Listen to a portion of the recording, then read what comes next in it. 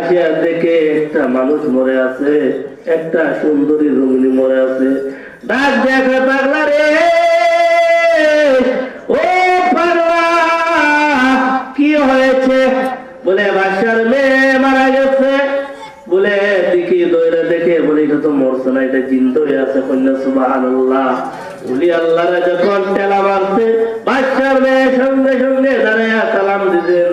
বলেন না সুবহানাল্লাহ। কেউ বুঝতে পারে না রে উলি আল্লাহর খেলা, বাবা পীর মুর্শিদের খেলা। ওরে চাইলে কেহ পীরের বস্তু নিতে নাই পারে, ওরে উপযুক্ত হইলে রে দয়াল ডাইকা দিবে তারে। ঠিক না বলা? ওরে চাইলে কেহ পীরের বস্তু নিতে নাই পারে, ওরে উপযুক্ত হইলে রে দয়াল ডাইকা দিবে তারে। আরে মিটাইয়া দিবে তারে ববের যত জ্বালা, কেউ বুঝতে পারে না রে ওলে আল্লাহর খেলা, বাবা পীর মুর্শিদের খেলা। এইভাবে বাদশার মেয়েটা জিন্দা হয়ে গেছেন। জিন্দা হওয়ার পর পাগলের সাথে বিবাহ দিলেন, বিবাহ বন্ধন হইলেন।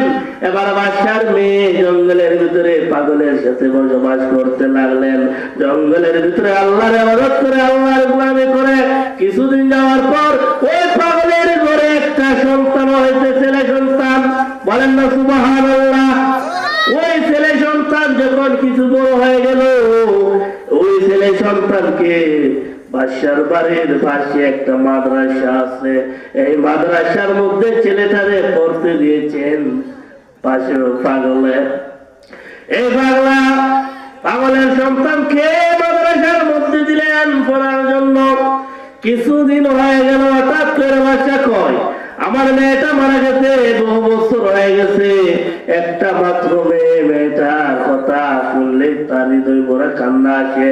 এবার বাদশা বললেন, আমি যাব মাদ্রাসার আমার মেয়েকে স্মরণ করে মেয়েটার নামে আল্লাহর হস্তে মাদ্রাসার ছাত্রদেরকে আমি কিছু আহার করাইবো, খাওয়ান দিব। এবার বাদশা গেলেন, যাওয়ার পরে দেখলেন একটা যুবক, এত সুন্দর যুবক, দেখে সে রাজনীতি হয়ে গেছে। এত সুন্দর একটা যুবক, এই যুবকটা দিকে তার মেয়ের কথা শুনে আরো বেশি কান্না আসছে। ডাক দিয়ে বলে, আল্লাহ, ওই যুবকটাকে আল্লাহ তুমি কেমন করে বানাইলাম আমার মেয়ের মতো। বলেন না সুবহানাল্লাহ। এই যুবক বাচ্চাটা হোক বাচ্চার মেয়ের মতো। আসলে বাচ্চার মেয়ে আছে কি আছে না? আছে।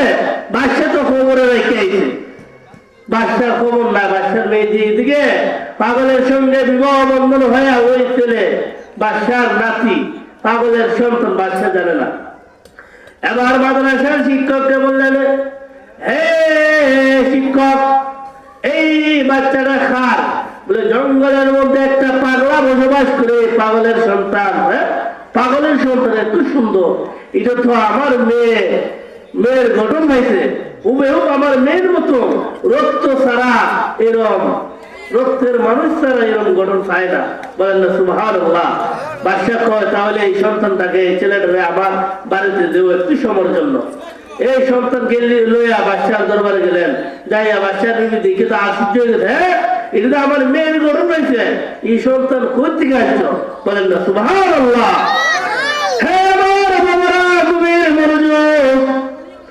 এই সন্তানকে দেখিয়ে বাদশার বিবি আশ্চর্য হয়ে গেলেন, এটা তো আমার মেয়ের মতো।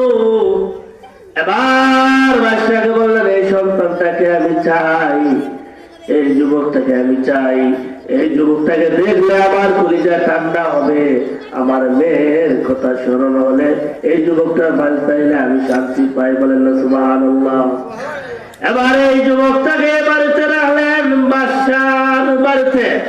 এবার পাগলা মাদ্রাসার মধ্যে আইসে থেকে ছেলে নাই, হুজুর আমার ছেলে বলে বাদশা হয়ে গেছে। বাদশা হয়ে গেছে।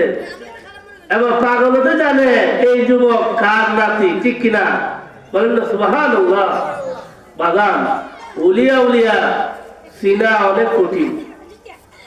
রাস্তায় যা ফকির যায়, পাগল যায়, পাগলদেরকে মারবেন না, কারণ পাগল যারা আছে এদের ভিতরে কি আছে আল্লাহ ছাড়া